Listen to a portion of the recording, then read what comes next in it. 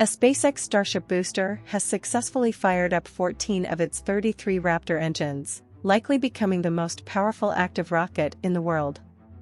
Throughout the history of spaceflight, only 3 or 4 other rockets have produced as much or more thrust than Super Heavy Booster 7, B7, could have theoretically produced on November 14. But the Soviet Energia and N-1 rockets and the US Saturn V and Space Shuttle were all retired one or several decades ago. Only SpaceX's own Falcon Heavy rocket, fifth on the bracket and capable of producing up to 2,325 tons, 5.13 million pounds, of thrust at sea level, is still operational and comes close. Powered by 33 upgraded Raptor 2 engines that SpaceX says can produce up to 230 tons, 510,000 lbf, each, Super Heavy could have produced up to 3,220 tons, 7.1 million pounds, of thrust when it ignited 14 of its engines earlier today. That likely means that Starship is now the 4th most powerful rocket ever tested, slotting in above NASA's Space Shuttle but below the Soviet Energia. And even if all 14 engines never throttled above 73%, SpaceX's Starship booster likely still produced more thrust than any other active rocket in the world, beating Falcon Heavy. But if NASA has its way, Starship could hold that title for less than 36 hours. As early as 1:04 a.m. Eastern Daylight Time, 6:04 Universal Time Coordinated, on November 16, a little over 35 hours after SpaceX's record-breaking Starship static fire, NASA will attempt to launch its massive Space Launch System (SLS) rocket for the 3rd time since late August. At the explicit request of Congress, which wanted to preserve shuttle jobs after the end of the program in 2011, SLS essentially shuffles around space shuttle parts and replaces the reusable orbiter with a fully expendable rocket.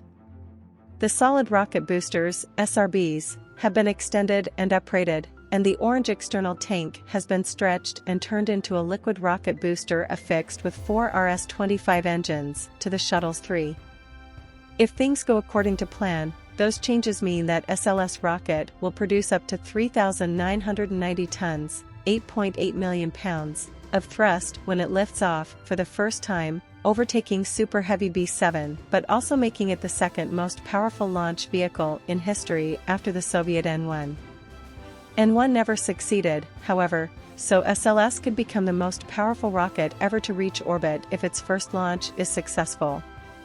But just as SLS appears poised to almost immediately unseat Starship's position as the most powerful active rocket in the world, Starship is poised to beat SLS to become the most powerful rocket ever flown, successfully or not, when it attempts its first orbital launch either next month or early next year.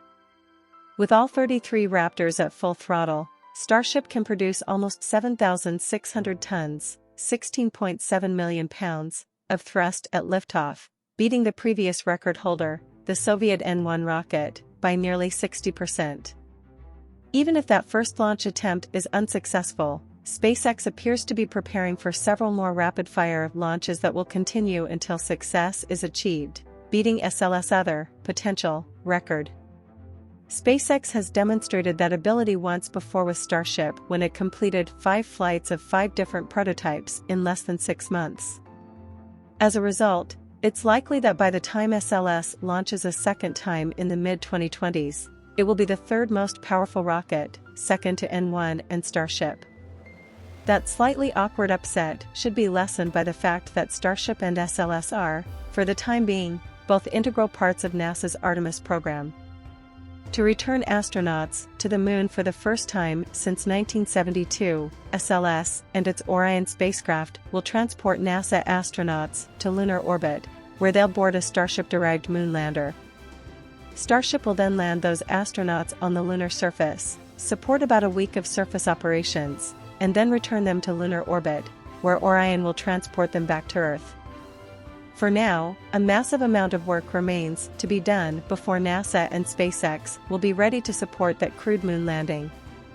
But Monday's Starship static fire and Wednesday's potential SLS launch both represent significant, tangible steps towards that lofty goal.